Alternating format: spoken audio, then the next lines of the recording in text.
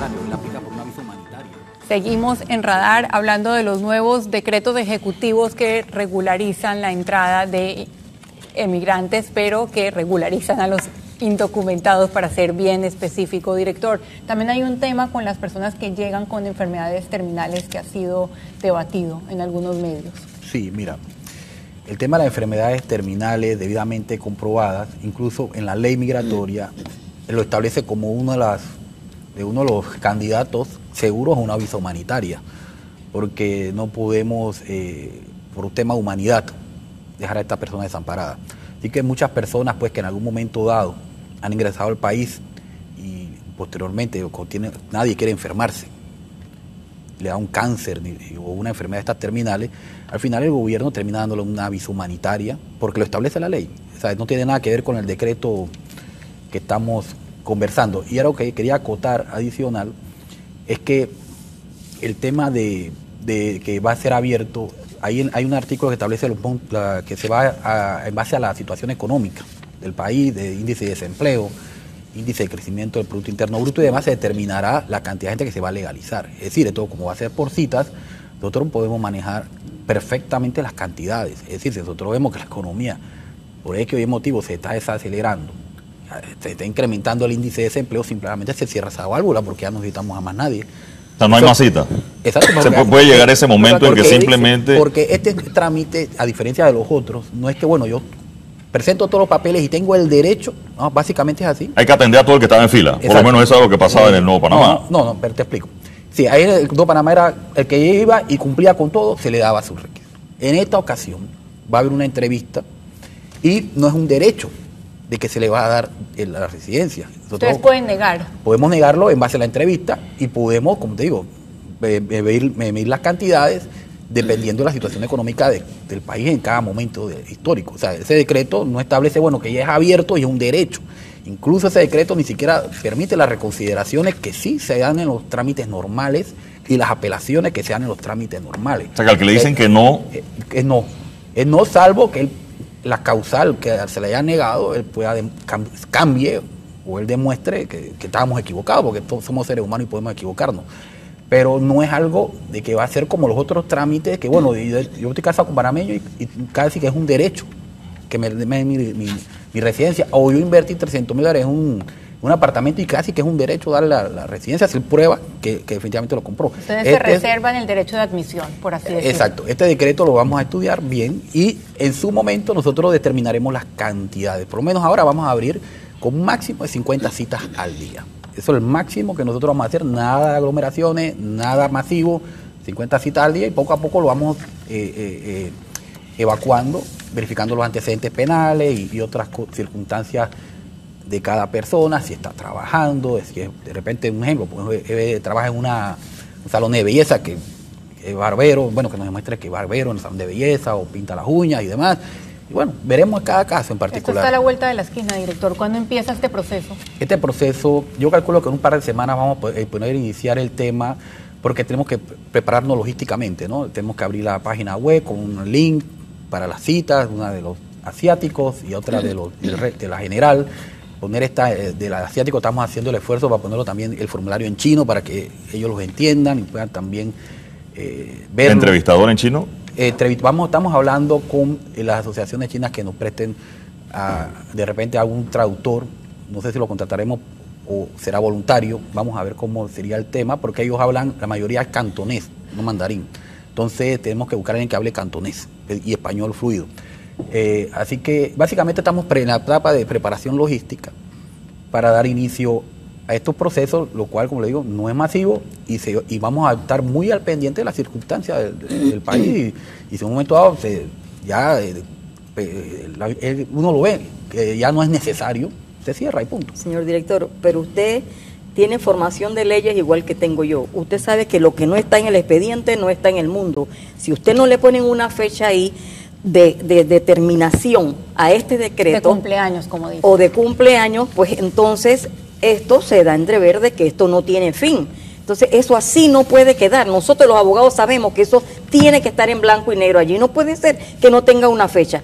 Con respecto al tema de salud que usted tocó, señora Sabrina, este decreto también nos pone en situación de vulnerabilidad, porque no piden un certificado de salud, no sabemos la cantidad de personas que están entrando y que pudieran tener una enfermedad contagiosa o de las tantas que están pululando ahora mismo. Usted sabe el problema que tenemos con el A1, el de la influenza y todo lo demás. Entonces imagínense, entrar esta cantidad de personas también nos pone al pueblo panameño en condiciones de vulnerabilidad. Y con respecto al seguro social, afiliarse al seguro social, repito, no es garantía de que vayan a estar en una planilla y que vayan a pagar su cuota de seguro social. Así que puede haber todas las filas que haya para afiliarse, que no es óbice, como no es óbice tampoco que un pagisalvo sea de que signifique que vayan a pagar sus impuestos, vayan a declarar renta. Lo cierto es que nuestros centros de salud, nuestros hospitales de caridad, ¿por qué? Por la cantidad de gente de bajo recurso que entra en estas ferias y en este tipo de programas, tienen saturados nuestros hospitales. Realmente yo me puedo decir que me siento orgullosa de que el gobierno tenga tan buen corazón y quiera recibir a las personas también que están enfermas. Por ejemplo, en el Santo Tomás se reciben a personas con HIV, o sea, el SIDA, y llega un momento que no tienen los insumos. Hay un tema con la triple terapia, no hay suficiente triple terapia para todos los porque panameños. Nosotros obviamente no podemos estar en desacuerdo que se atienda por razones de salud al que lo necesite, pero es que tenemos este problema de estos programas que son tan masivos y es como quien dice, entran que caben 100, pero resulta que en el hospital no hay paso para más de 100. ¿No? Entonces, el hospital está saturado, el Santo Tomás está saturado. Me decía alguien, tengo una hija que es doctora en el Santo Tomás. La cantidad de embarazos de extranjeras supera a las nacionales. Cuando va a una nacional no pueden atenderla.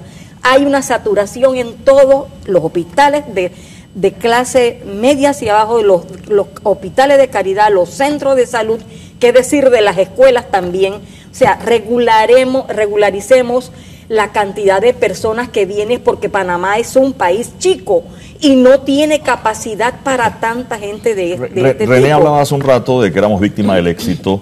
¿Qué tanto nos quedamos atrás también en esas otras demandas? Es decir, así como el mercado se quedó corto de la formación de gente que necesitaba, ¿qué va a pasar cuando tengamos este tema de atención de salud? Esos niños de esos extranjeros también van a tener que ir a la escuela. ¿Tenemos capacidad para atenderlos en los hospitales, para atenderlos en la escuela o para atenderlos en las distintas áreas que son necesarias? O sea, hay casas para toda esa gente, hay comida para toda esa gente, hay producción para toda esa gente. Bueno, eso ni siquiera tenemos que mirar a la migración que viene de fuera, miremos la migración interna. 85% del empleo que se ha generado aquí en los últimos 10 años ha sido urbano. Entonces, una gran cantidad de jóvenes se han estado viniendo, particularmente a la ciudad de Panamá, y creando estos asentamientos informales donde crean una gran demanda de servicios públicos, etcétera, etcétera. Con respecto a tu pregunta de que si tenemos o no la capacidad, definitivamente que no. Es más, hay otro tema también que yo quería mencionar, porque en el bloque anterior se mencionó hablaste de a lo mejor colapsaba el seguro social. Mire, es probable, ¿ok? Es una posibilidad, pero hay otro aspecto que es el hecho de que esta gente ahora vaya a cotizar, efectivamente, como dice la licenciada, que bueno, que eso se dé. Mire, tenemos que no perder de vista de que, como decía, en los últimos 3 años, uno de cada 2 nuevos empleos es informal. O sea, tenemos un tema de un incremento. Todavía estamos por niveles de informalidad bastante inferiores a lo que teníamos hace 10 años, ¿no? Pero también no olvidemos que hace 10 años, 1 de cada 3 jóvenes, 1 de cada 3 trabajadores en Panamá tenía menos de 30 años, hoy es 1 de 4. ¿Qué significa eso? Eso significa que relativo a hace 10 años, 140,000 jóvenes que pudieran estar contribuyendo a la Caja del Seguro Social no lo están haciendo. Entonces, ¿cuánto es eso? Un montón de plata. Entonces, entonces tenemos que de alguna manera buscar mecanismos para, uno, favorecer esta inserción de jóvenes, y ciertamente los que están ilegales, los que no cotizan, los que no pagan impuestos, definitivamente integrarlos, y ahí yo creo que definitivamente, si esta es la manera o no, pero definitivamente hay que hacerlo por esa razón.